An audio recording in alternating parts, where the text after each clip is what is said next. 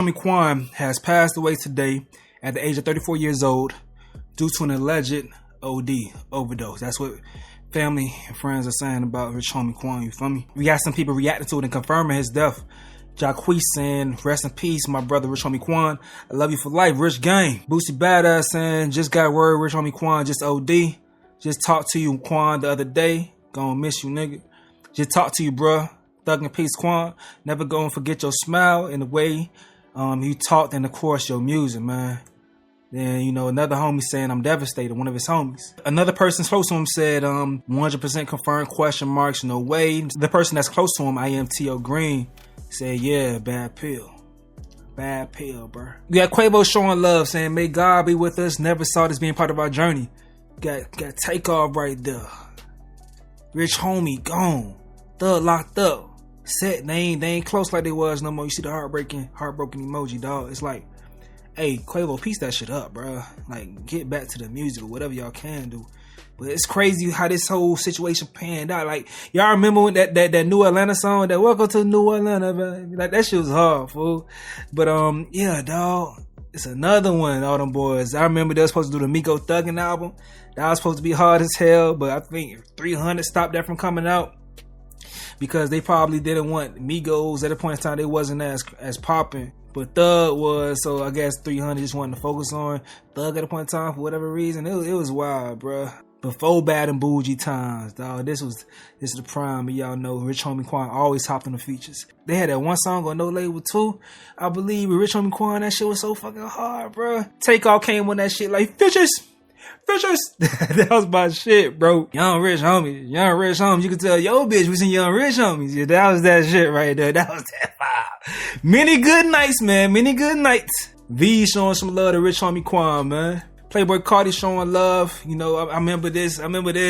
This a classic video. They had Soulja Boy up in the corner looking like you just proud to be there. Just proud to be there in the room. There was some classic moments. You feel me, man? Rich Homie Quan, dog. Playboy Cardi showing some more love. That boy Rich Homie out of here. This is crazy, boy. Crazy. Now, even Lil Woody spoke on Rich Homie Quan passing away. He said, I hate this happen. I pray that God protect Thug and them from this country. We got some more to say about Woody a little later, and Rich Homie Quan, hold on tight. This came out earlier saying it's been reported that Rich Homie Quan was found unresponsive after being missing since 4 a.m. this morning. He was transported to Grady Memorial Hospital around 9 a.m., where medical staff has been working on him for 3 hours. It's unclear if he has passed at this time, but please keep him and his family in your thoughts and prayers. So at this point in time now, they're reporting that he has passed away. You know, maybe it's not true, but a lot of people are confirming it that's close to him, so this shit sucks. Now, when I tell y'all right now my thoughts on this shit, first of all, I'm not sad, I'm mad. I'm not sad, I'm mad because this is not how your legacy is supposed to end, bro. Not like this. Not like this. And when you have so many different artists that's losing their lives in the same fashion, you start to feel like Tupac on that one song, you feel me? I can't cry. You know, it's tough to feel sad and sorry when you see people run into the same walls and dilemmas over and over again. You know, they say, a smart man learns from his own mistakes. A wise man learns from the mistakes of others. I thought Rich Homie Quan was somebody who was just wiser than that right there. It frustrates you. It's really frustrating.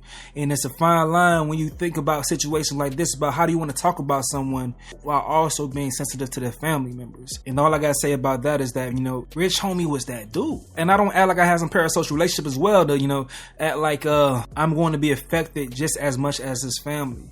But what we can draw from the situation is like, damn, when are we as a community going to start rightfully shunning this damn drug use?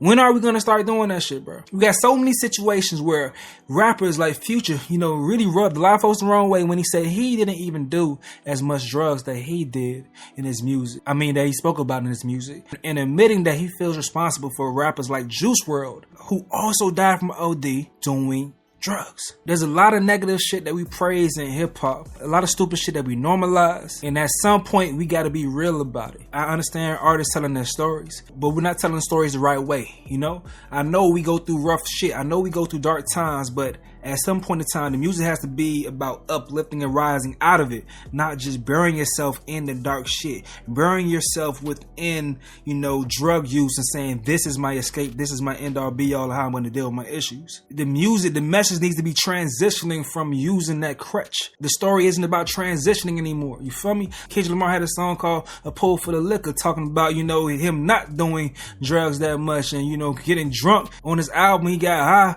and shit got real bad for him. Couldn't take it. J. Cole, when he first started, he used to talk about, you know, the times when he smoked and tripped out. Couldn't take it no more. So those artists use the story about talking about liquor and drugs and saying how this led me to not being in my right mind and affecting my life. I know I'm going back and forth between J. Cole and Kendrick, but even J. Cole later on goes on and talk about, you know, how he was so deep into alcoholism that he felt like he was an alcoholic. At some point in time, you're just thinking like, why am I doing this shit anymore? But outside of that, a lot of artists just leave that part of diving into these narcotics or alcohol use. They leave that part of it out. The other effects that they have on your life. Hip hop just makes it so comfortable with being dysfunctional. It wasn't always like that. It was a next step. You know, the music was about to transition into something better. Not just being stuck in a degeneracy. Like, that's our issue. We just stuck in this shit and it's just a cycle. I can understand the newer artists sometimes not knowing any better, but when you know better, you should do better. And Rich Homie Quan, bruh, I just wish this wasn't your situation. Now, some people may say Rich Homie Quan was under a lot of stress. His career fell off. It wasn't what it once was before. And as he was building back up some steam, then you had some audio of him allegedly speaking on Young Thug and him allegedly speaking to a law enforcement officer about, you know, the YSL Rico case. That was the whole situation with people calling him a snitch and a rat. And approaching soon, there may have been a point that he would have been called on the stand, possibly affecting his career even more. Now, I don't know, but that could possibly play with your mental and your psyche to cause you to want to find some type of relief. I don't know, but I'm just trying to make sense of this shit, dog. But I was just about to cover Rich Homie Quan speaking about all this YSL stuff, you feel me? Like, Rich Homie just did an interview speaking on, you know, Lil Woody speaking about shooting up his dad's barbershop. What do you feel about his statements being said about him basically shooting up your dad's barbershop? What is a liar? The barbershop did get shot up, but it wasn't like, I don't want to talk much to it, but it wasn't like he has over-exaggerated it, because the same day the barbershop got shot up, it was up and running. So it couldn't have been like what he said it was. So we're going to hold that down. Shout out to Woody. But niggas know. Okay, yeah, absolutely. But then this was also said in the interview as well. And I heard you on stage screaming Free Thugger, right? Yes, sir. Is there any chance that at some point in the future, either be unreleased music or whatnot, that we'll hear y'all on a song together again? That I don't know, because we do have a lot of music that hasn't been released, but who knows what the future holds. First and foremost, let's free Thugger, let's free anybody locked up, let's free Luwop, Lucci. It's a touchy situation, so I try not to talk about it a lot, but I don't know what the future holds, man. You know what I'm saying? I wouldn't have a conversation, and then it'll start from there. Okay, sure. I like that answer. And I heard you on. So, hey man, Rich Homie's always tried to take the, you know, the civilian route throughout this whole situation. But I tell y'all what, this clip right here would have guaranteed that he was going to be in court testifying. Now, we even had this moment, dog, that was funny as hell in the courtroom where, you know, Lil Woody was speaking on the Rich Homie situation with Young Thug, and had Young Thug and all the lawyers and shit laughing. Yes, no, I don't recall. Did Thug have an issue with Rich Homie Quan bringing members of If Gang to his apartment? So did you have an issue with Rich Homie? I'm asking you for what you told the police.